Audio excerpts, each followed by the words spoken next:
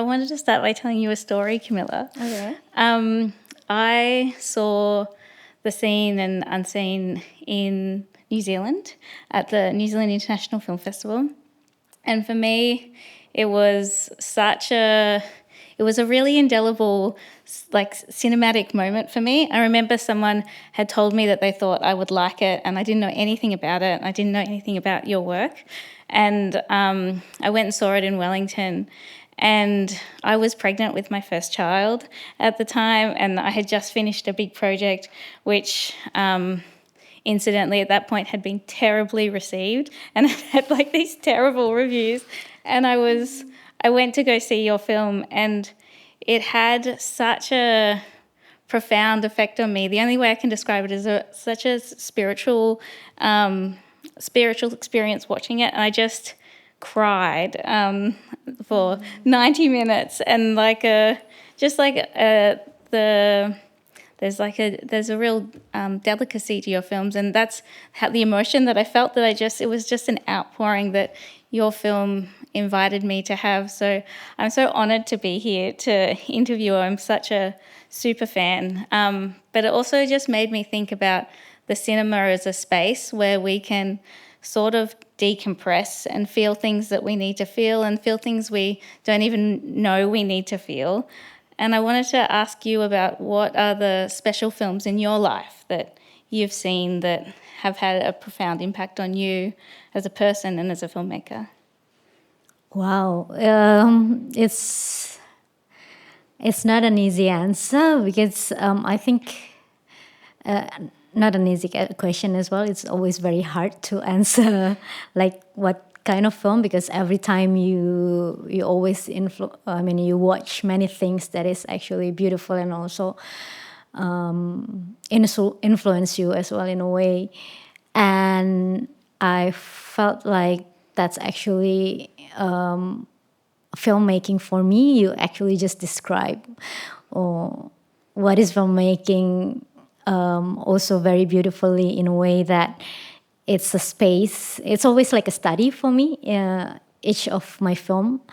And it's also a space to decompress our feeling and our thoughts and everything to it. So that's why if you watch my films, each of films could be very different also one to another. It always depends on the story. But films that actually influence me, it goes many ways back. I think I try to remember, but when I was a kid, I remember, because in Indonesia we don't have a lot of access to world cinema. So basically, when I grew up, we only watch Hollywood films back then in our cinemas. I remember watching My Girl, I think. Love My Girl. And it's also one of the films that when I was a kid, the combination of talking about something that is not usually talked with a kid, like death, and then grief and poetry that comes within, but also very closely kind of like following this little girl that I was very relate to whatever she did on the screen. I think that's one of the things that makes me think that film could come kind of resonate through life in a very interesting way. And then when I was in high school, I remember watching Iranian film by Samira Makhmalbaf. Two of her first feature films was the Apple and the Blackbirds. I was kind of very fascinated with how the approach that she did in the films. It was very documentary style. When in a from junior high, I really into photography, and I did a lot of human interest photo essays kind of thing. So I really into portraying human and the society and anthropologically. So the first time I studied, like learning how to make film, was through documentary actually. So seeing what she does, even if it's fiction, but how much she's using the documentary approach very close to what it is and what she says and the female characters within it. It's something that very fascinating for me to see, and how much film and cinema could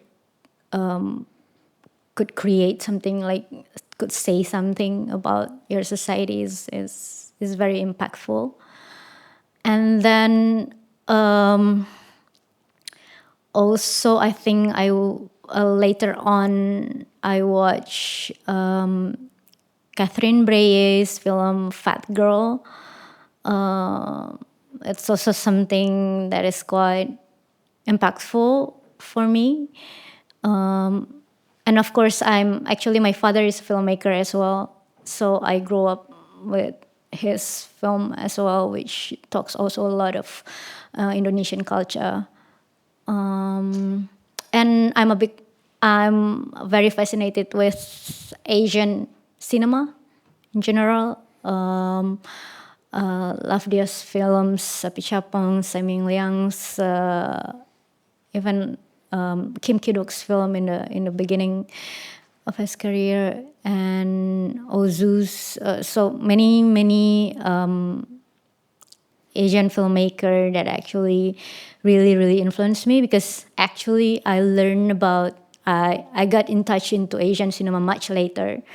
I watched European and Hollywood films in the beginning because that's the access that we could watch. But then I got in touch to Asian, especially Southeast Asian films much later. And when I watch it, when I watch this film, of course, these films are great. But when I watch Southeast Asian films, I felt like the world of filmmaking is so wide. There are so many languages of cinema and the form of art itself. And I felt there are possibilities for my stories to be there. And I think that's also one of a way I want to create, to tell my own story, my own people, and the way we live. I realize that we are different in a very good way, every one of us and each of us, and to use the form of cinema to create your own language and your own form. It's always interesting. And one of the filmmakers that also very influenced me is the late Yasmin Ahmad from Malaysia. Her films always talks about the possibilities of women and other gender in Indonesia, in Southeast Asia. I think how much she always portrays our region is something very impactful. And I think, what your work does so beautifully is that the films feel so personal and they're so specific. But I think when you nail the specificity or something, then that's when suddenly the universal just breaks open. So that that when you get the tiniest thing right, suddenly it just lights up everything. I wanted to ask whether filmmaking, you always thought you would be a filmmaker, or is it something that kind of developed in you as you through your teenage years or in your 20s? Did you think you were going to be a filmmaker when you were younger? Actually, I'm growing up not wanting to be a filmmaker. My life is always about film. My father is a filmmaker, so it's kind of always very obvious for me if I go that way as well. But I grew up watching a lot of film. I love actually watching films, performances, everything. I love art in general, so I learn a lot. I learn dancing, I learn paintings, music, a lot of things in Indonesia. But the turning point was when I was in high school. At that time, it's just right after Reformation, and for quite some times after 1980s and throughout 1990s, we don't have Indonesian cinema in the cinema. So Indonesian cinema is sort of like that at that time. Only my father is one of the only ones who still making film at that time. So it's very rare. Film is very rare at the time. So after Reformation, Indonesian film come back to the cinema, and that's also when everything turns digital. So suddenly there is Handycam, and it was very easy to make film because of that. So that euphoria and that celebration of Indonesian cinema sort of like portrays in the teenagers' life at that time. A lot of young people wants to make film. Suddenly, film is sort of like another club you can be with. There's like photography or music or sport, and everyone want to make not everyone, but a lot of people wants to make short films. At that moment, my friends who wants to make films, they always thought that I should be in the team because I'm the only one who has a father as a filmmaker. So they thought I'm really good at it, and their film will be so good. But actually, I don't know anything at all about filmmaking. I kind of ashamed actually talking about that because I really at that time I don't know anything how to make film. Like I don't know how to make shot by shot. What is wardrobe is. I don't know anything. So I kind of ashamed actually, and I realized that how come I don't know anything about a medium who's brought me up, and I kind of like live with it actually. So I started to learn filmmaking actually just to give respect to this medium that I think I should understand. And I learned by joining a documentary workshop. That's why I started with documentary as well. So, but it's just never end up until now. It's just never stopped by that moment. I think that's why. Yeah, I mean, when you talk about like your entry point being documentary, I really like identify with that because, you know, like I studied sociology and history at university. Me too. Yeah. And I wanted the kind of reach into cinema, but like documentary felt more accessible. The budgets were smaller. You know, you could do a lot without necessarily needing a lot of support, and that documentary sort of became my creep into being able to understand cinema. It felt like a safe space to enter. But then also it's such a fascinating space because I feel like you really learn the skills as a director to like observe, and it really requires that of you. Yeah, I think it's the same at that time. As I said, I love portraying about people, people from where I am, of course, and their life and their culture as well. So at that time, I felt documentary is something that I could do to observe and to find myself in others, like trying to find myself in something else. Yeah, but then I started to write my own story as well. Although, like if you see the Mirror Novelized, it was the film, even if it's fiction, it's made by very documentary approach. We just come there with everyone. I just put stories in the characters that I met, and yeah, build it all together. And also my short film Memoria, which is very hybrid. The way I make it also very documentary approach, but I created stories and conflicts and within the characters that I found, and yeah. But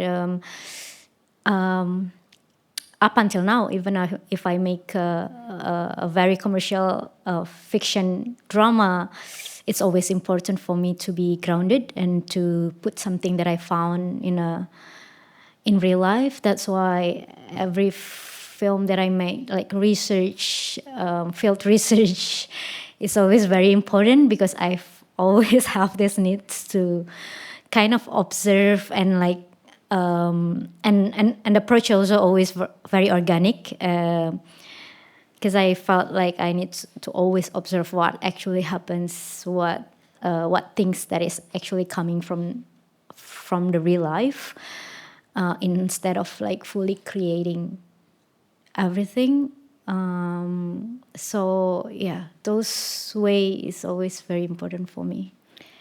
And do you feel with the stories that you've told that you have sought them out, or they have kind of come to you in some way, and they just did they arrive to you, or did you go looking for them? They arrive to me basically most of the time. I mean, I believe that every story has different needs. I always seen each of the stories like a kid, a baby actually, that I need to raise as a parent. And like a baby as well, in the beginning you don't know who they are, like you don't know yet what their character is, but I know that every story has their own character and their own needs, how they wanted to grow and to form as a human. So that's what I need to find out. Like it's sort of like a dialogue as well with the story and the ideas, and little by little that will be arriving, like how they want it to be told in a way. Each of story, there are moments where I felt like, oh, has. Even though I try to create, sometimes I know that if it doesn't work, it doesn't fit. It doesn't fit. It's like a person basically. Everyone has their own liking and dislikes, and the fits of the things. So sometimes I felt like even if I tried so much to create, if it doesn't work, if it doesn't fit, it doesn't fit. It has their own character and their own needs, and I need to follow that and to find out what it is the best way to tell the story and tell the idea, and let the story be her. Yeah. And there is that kind of, that temptation to be, like I guess with the metaphor of the baby, which I really resonate with.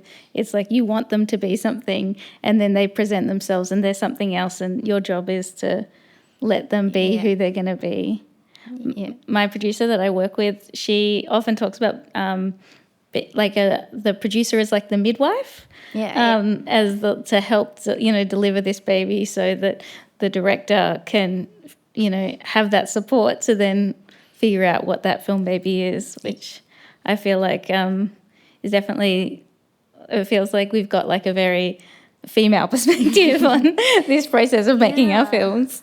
And it was always very organic in a way and very natural. That's why sometimes it's a bit hard for me to explain about my work, especially in the beginning stage, like in development stage. Like I want the story to talk within herself, and sometimes in the beginning I still have to find out who she is in a way.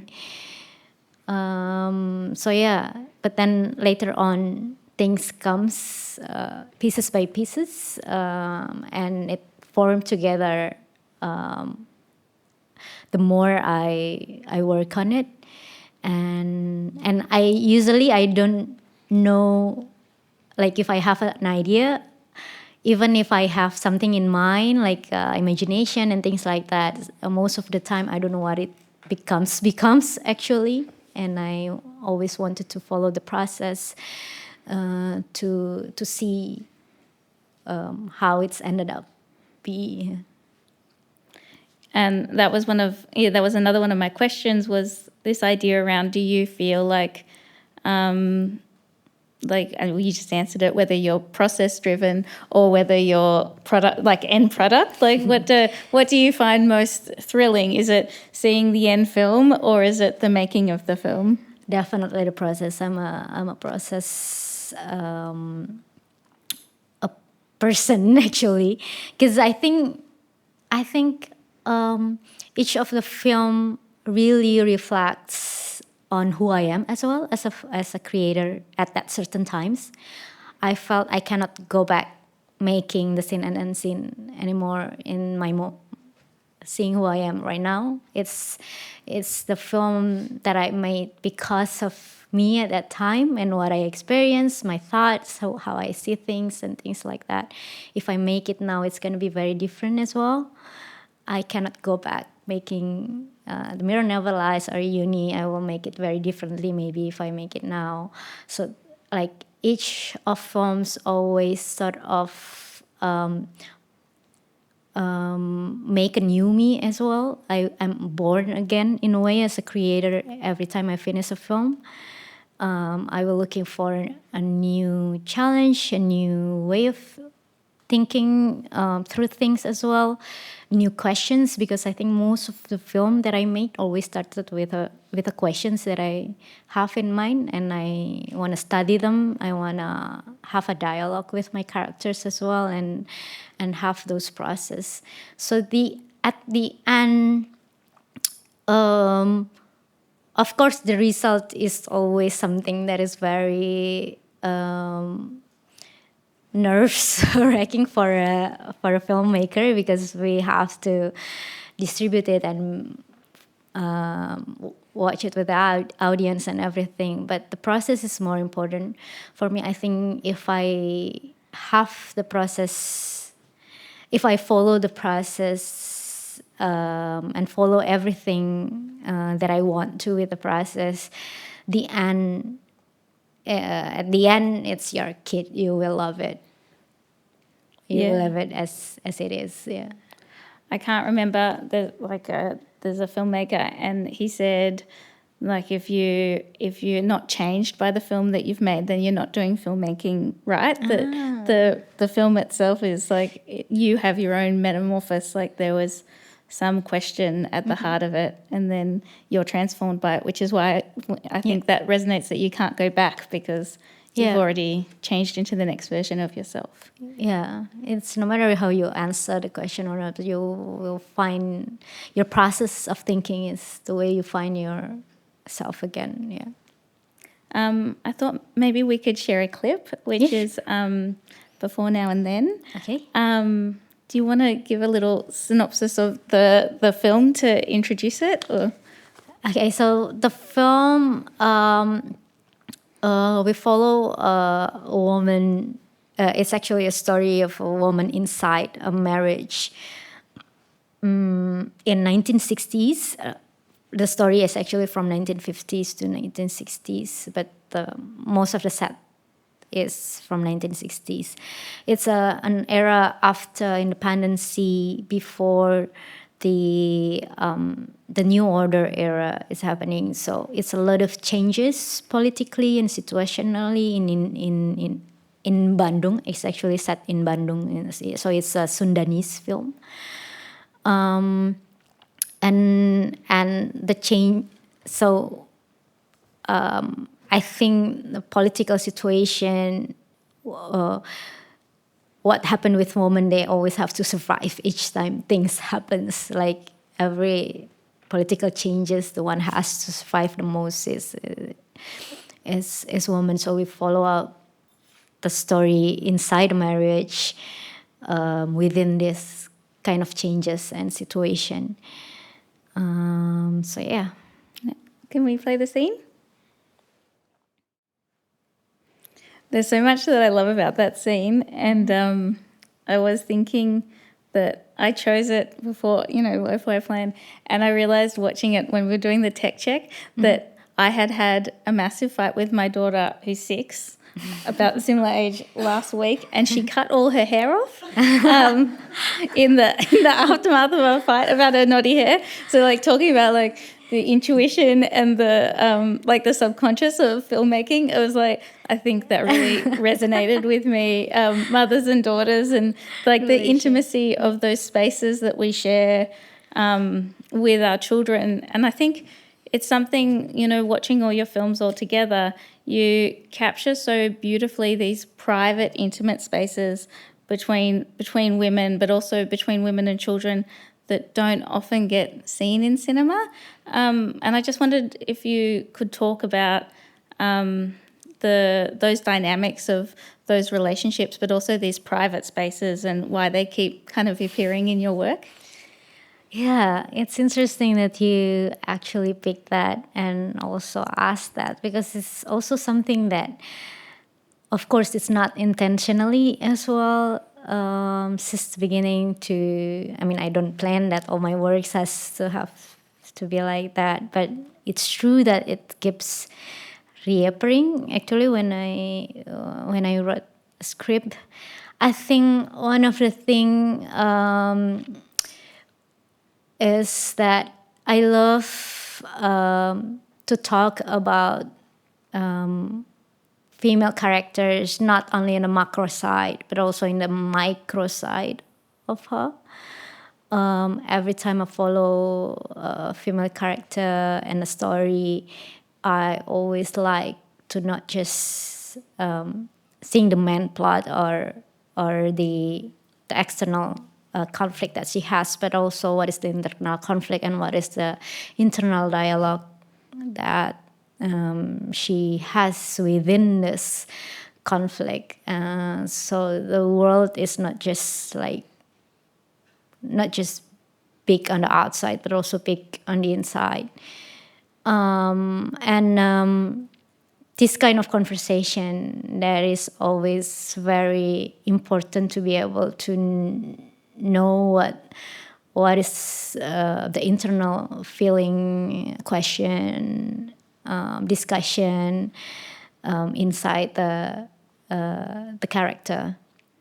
A very intimate one, and I don't know why, but it felt like conversation between woman to woman and woman to kid somehow, for me, kind of like liberating, and in a way we could be ourselves in that certain moment and could talk about anything. I don't know why, but that's what I always thought. But we talk about this as well. I think during our lunch, I shared the experience of one of my short film, Memoria. I made that film when I was pregnant with my second child of 8 months old, and it was set in East Timor of Indonesia, with the topic of the character is a woman survivor from the war with Indonesia. So it was kind of one of the most emotional shoot that I have to do, because the topic was very hard to meet women in many of what they experiences in the past within those time and conflict. And we have to shoot it in a kind of like small area in East Timor, where there's no hotel, no everything. So it was very documentary approach kind of filmmaking. But it was so emotional, but also it was very liberating. Especially also with all the hormone when I was pregnant. But meeting these women survivor while you're pregnant sort of like give a very different kind of conversation and connections as well. I cannot. I mean, I was scared in the beginning how they will see me as an Indonesian as well to tell their stories. It's like a big thing on my shoulder as well. How am I going to represent them and their voice and what they need to say?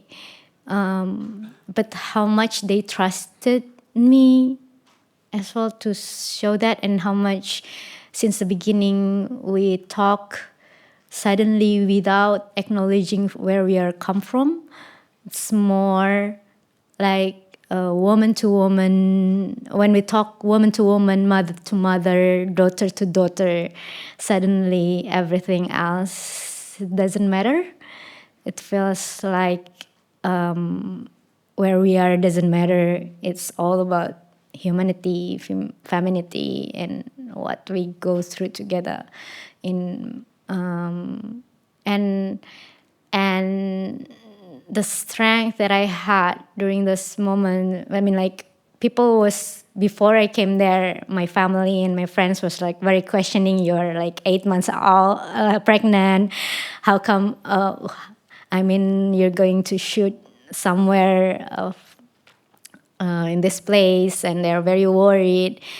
And when I meet this woman, what happened to them was like not an inch. I mean, what I have to do is not. It's not difficult at all in a way. So it's. I think from that moment as well, I had those memory of very intimate.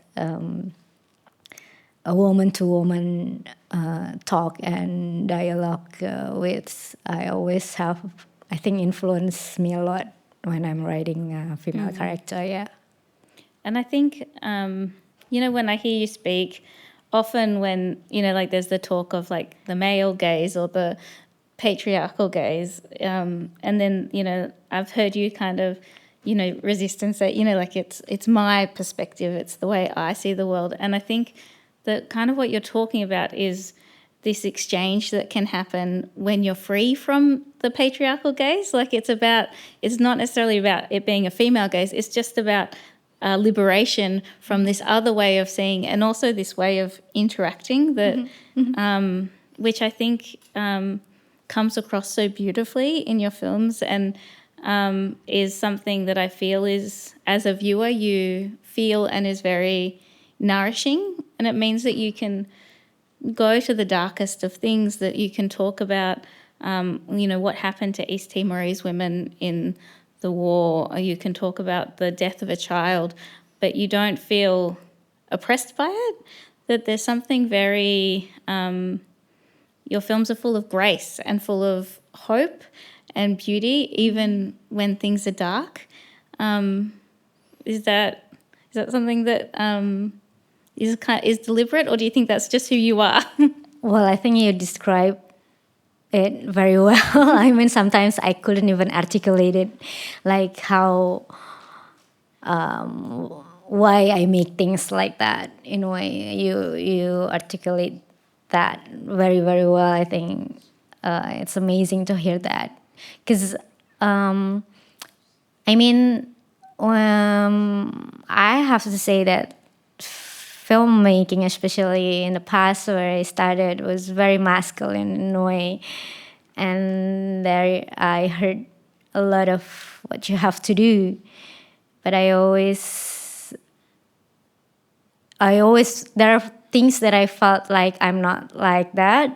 I think I have my own way of doing things, even though at the time maybe I don't know how. But I always felt like I have to do things. I have to find a way to do things my own way, and as you say, to liberate this feel of different in a way. I don't know if if it makes sense or not, but yeah. I mean, when I joined the industry, people say like, oh, as a director, you have to be strong. You cannot you cannot cry in the sad and things like that. But I was very, very crybaby actually as a person. I cried all the time. I was like, how am I going to survive in this industry? I'm such a crybaby. And I'm very emotional and sentimental throughout everything. So I think it's sort of like my. The film has become sort of like my. The world that I think it should be in a way. Like it's okay to cry. It's okay to be very sentimental. It's okay to see beauty in a very different way, in a way. So yeah, I think it's my alter ego, my true self is like that. But I actually up until now I managed actually to make a production while I could cry as much as I could. Yes. And I think it's really inspiring to think about that. You know, you don't have to step into the old model that like women can step in as authors and collaborators, directors, and find a different way of doing things. Yeah. And that, like I read this quote from you that said, as an Indonesian woman, our decision is not just ours, it ripples to our family and children. It's difficult to claim our decision. And I thought, of course, there are so many obstacles and difficulties to that. But like often what your greatest challenge is also your superpower, and that idea that because you are obligated to other people, this empathy is different, and your responsibility is different. And that kind of, I think, rings through your storytelling, that it's not about, not about bossing people around. It's about, sharing that space and a new way of seeing that has been denied. Yeah, true. It's really true. I wanted to share a clip from The Seen and the Unseen, which, could leave me sobbing as well. Do you want to do a little description of the film and the genesis of it? Yeah, sure. The Seen and Unseen, it's a story about two twin sister and brother in Bali. It's, as by the way, all my films is actually with local languages, and most of the film I don't speak the language actually. So it's a Balinese story with a Balinese culture. Actually, and one of them is dying in a way, and I think at the time when I want to make that story, my biggest question is who I am as an Indonesian. And one of the things that I felt that we are different in a way is also how we believe everything that we believe. We're not very rational about things, and it's okay, it's who we are. And I want to know why and how we connect through things that it's not maybe real to many people, and it's and I found the philosophy of the seen and unseen, or skala niskala, which means it talks a lot about duality. We believe that life is about the goods and the bads. And it's about to embrace both of it. And we believe that everything that we see and also we cannot see. So it's like a body, but also you believe in mind. You believe in the things that also live with us even we don't see it. And yeah, religion, culture, and things like that. So it's kind of like a way of me to understand those connections as well in a movie. Yeah. Wonderful. To me, that scene, it speaks to what I think you do so beautifully across all your work, is about how you can convey emotions not through words, and how you can convey feeling through a whole bunch of techniques of cinema, but in this case, in the use of dance. And there's a rawness and a vulnerability to their performance. There's a real power.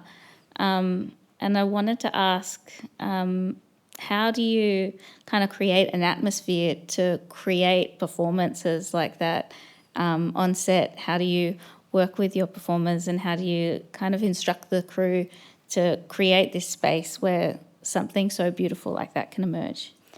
Well, actually, I mentioned you about the philosophy that I want to explore in the film before.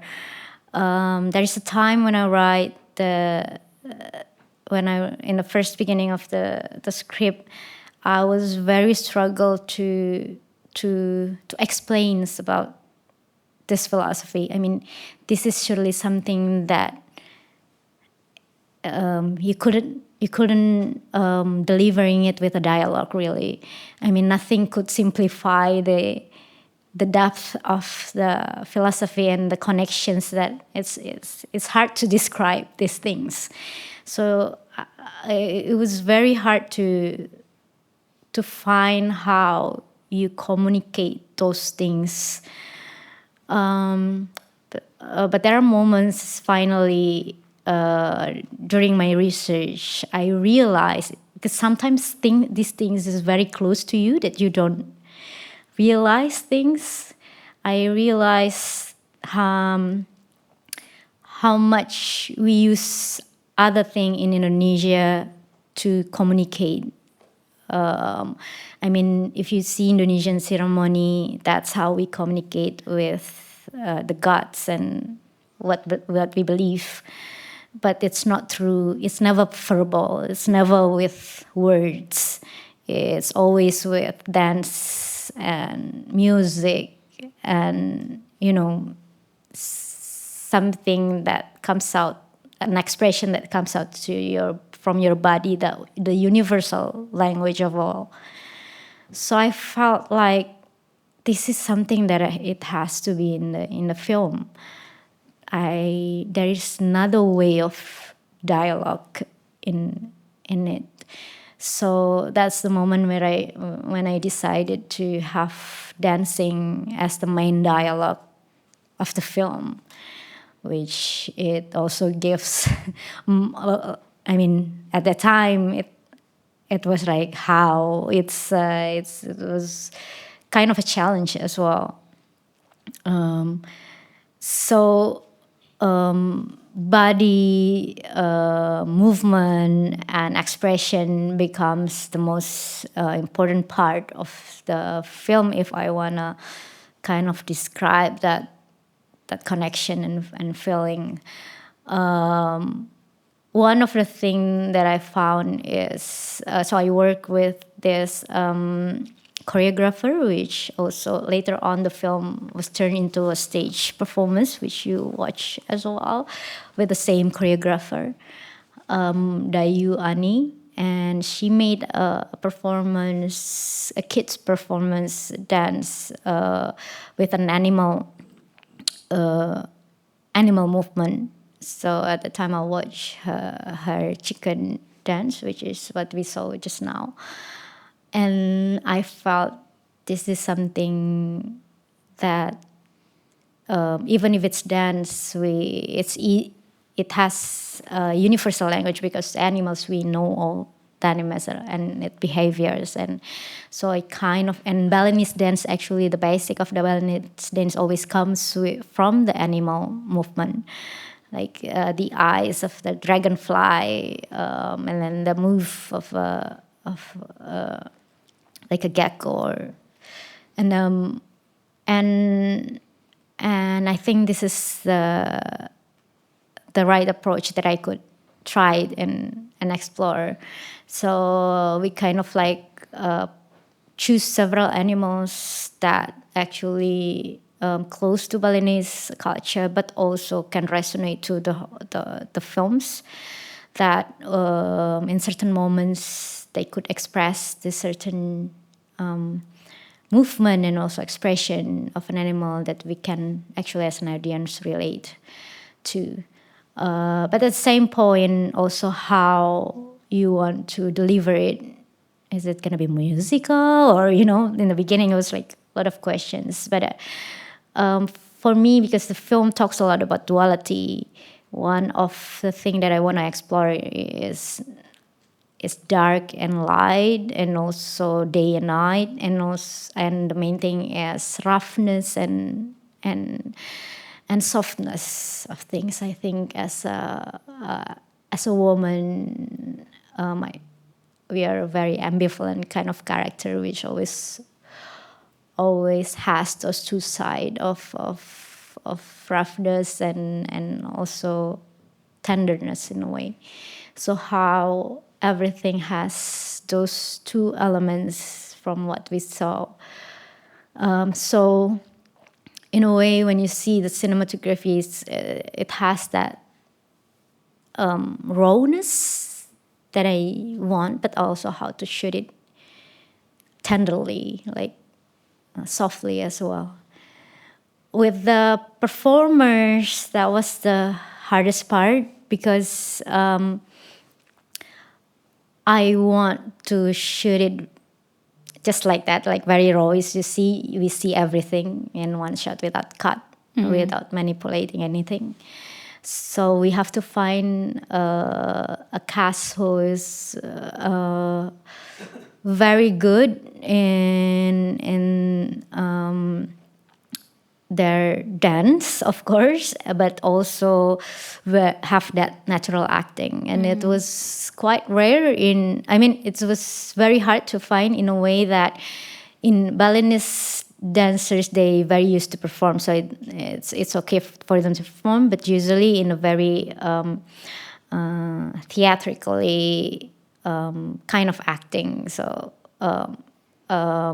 very dramatic expression, which in here it has to be very natural and daily life performances in a way. So we found a girl who has that ability to dance, because I think the choreography also quite challenging in a way. It holds a long time. It looks very simple, but it's actually needs a good body performances as well. But the acting is not that natural, or we have the other way around. The acting is natural, but we have to manipulate with the dancing, which I said I don't want to manipulate anything. I want to see everything. So the assistant director and the choreographer are very stressful because of what I need. They were like, "This girl is only live in your head. Okay, you have to, I think, compromise something for us to be able to shoot." But I always think that she was there, Tantri was there, kind of like, okay, let's search more on the cast. So the choreographer was coming from one community to another, finding this girl. And I remember at that time, there was a time when she's actually contact me on WhatsApp, and she said, I found the girl who can dance my choreography, because she's also very persistent on what she wants as well, what she needs as a dancer. So I found this girl who can, I think, nail my choreography, but I don't know about the acting. And then I asked her I give her several like situation. I want her to record this girl, ask her to do this, to do this, to do this, to do this. And then she recorded, and I saw the result, and I said, okay, that's her. I never even met her in person. So intuitive, you just knew. I just feel when I see it, okay, this is her. And then I said, okay, that's her. You can train her now, because it's only like 2 weeks maybe before we shoot. Yeah. So she trained her, and I came like a week later when she already trained. I don't know her at all. And when I met her, and I have to work with her. And when I met her, we were chit-chatting, and she was 9 years old, something, almost 10 at the time. So it was like having this very basic chit chat question like, oh, what's your favorite color? I said, oh, is it pink? And then she said, no, black. And I was like, okay, this is her. I don't need to know anything more. That's enough for me. And from that certain point, I work within her. So within her character, because I know that this girl is somehow it's what I'm looking for. And so all the pacing of the film, the mood and everything is basically works towards Tantri and Talik Kasih, which is the main character name, yeah. I mean, just when you talk about that, it sort of reminds me of the beginning of the conversation that your process is to respond and to kind of, and that you respond to the whatever project turns up and then you respond to your performers, and that the role of the director isn't necessarily to be the strong man, it's actually to yield and collaborate. Yeah, I think that's always what happened. Like suddenly something comes to you, you feel it's the right thing. I mean, it's there because of something, and then you just follow it, you respond it, and you work within it. In a way, that's what always happen. Yeah, in every work. We're just about out of time, but I had one last Really? question. I want to talk more. We just go all day. I wanted to ask about, I mean, you spoke a little bit about this, that, the filmmaking process is so nourishing for you, and that that it helps, like you figure out who you are. Is there any points in your life when you just no more film, that you need breaks from it at the end of a project? What do you do? Do you go to the next one, or do you take some time? Always good. Actually, right now it's very different, but in that moment is actually when I wrote the scene and unseen, because the film, I wrote it when I was not married yet. When I was very young, and then at that time, because of also the Mirror Never Lies, I loved to have a children's story. Even the lead is a girl, a female lead, but it's a children's story, and I love talking about something that, like my girl, something that is not actually talked about with kids, which is like, one of them is death. So at the time it was like, oh, this is so good to have a story talking about this kind of thing. But then when I wrote the script, I got married, and I had my first daughter. So when I had my first daughter, I was like, why do I have to have story about kids and death? This is like very complete different perspective I have as a person, and I didn't realize that it could turn the other way around like that. And I had a time when I couldn't even touch the script anymore, because I really don't know why do I have to have this idea. I was very I love my new role as a mother. I love it so much. And I really in touch with my daughter as well.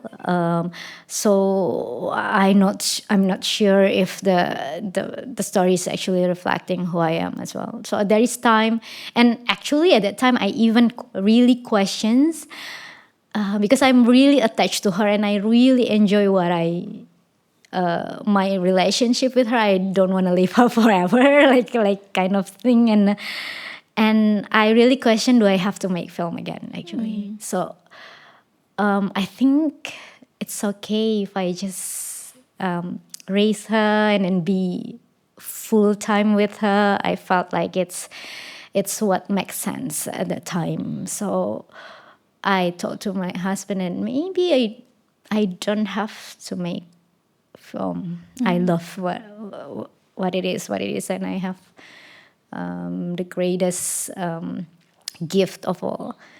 So there are like 9 months maybe I don't touch anything about filmmaking until when my oldest daughter was 10 months old. I got a producer, Meis Kataurisia, come to me asking if I want to direct a short film, which is following Diana. She said like you can talk about anything that you want to talk about, even if it's like a female-driven story and it's only like 3 days shooting maybe. And I felt like maybe just short stories, it's okay, and I can talk about my life right now as a mother inside the house, kind of thing. And there is in my family there is a polygamy conflict that's been going on. I think maybe I could talk about that as well. So I accepted the proposal. I tried to write something about that. But what I remember the most was the first day of shooting. So it was the first time again I'm back in the directing chair. And I didn't realize how happy I was. And I was, this is a very different kind of happy. I mean, like, having a child, you suddenly have acknowledged this different kind of happiness again, among all other things. So you realize, there are different feeling and emotions. But being back in the set, I'm like, why am I want to throw this kind of happiness away? I don't know. Like, I'm so happy. I cannot even describe what the feeling was. And I don't think I will ever let it go away again. And actually, it's not just me. So my husband, which is also my producer, he always supported whatever it is, decision that I had. But at that day, we didn't realize it. But at that time, he kept taking pictures of me as well in the directing chair. And I saw like how much he also very happy to see me back on set. So after that first day, we had a conversation and I talked to him. I think I would never leave filmmaking anymore. Yeah. Up until now. Yeah. So I feel, this particular time in my life where I've got that new baby, and I think, and that break that I've had from work. But I think what, like you speak about and what your work does beautifully is to hold the complexity and the messiness of women that you are so, drawn to motherhood, and you're also so drawn to your work, and that they both kind of exist, and just how women can be, like rough and tender, and they can be secretive and also vulnerable, that there is space for this messiness and this contradiction in who we are. And I feel like that's what your films do make space so beautifully for. So it's so great to hear about, the process of how you navigate that as a creator. Thank you. I think we're out of time, but thank you everyone for coming. Thank you, Kamila. Amazing being able to do that all on jet lag after Rotterdam. Oh, thank you, and it's so glad you coming back to do this, having conversation. Yeah. Yeah, it's a really nice entry point back into the world of film, and makes me feel like I don't want to leave it either. So it's really nice. Thank you. Let's keep doing it. Yeah. Thank you everyone.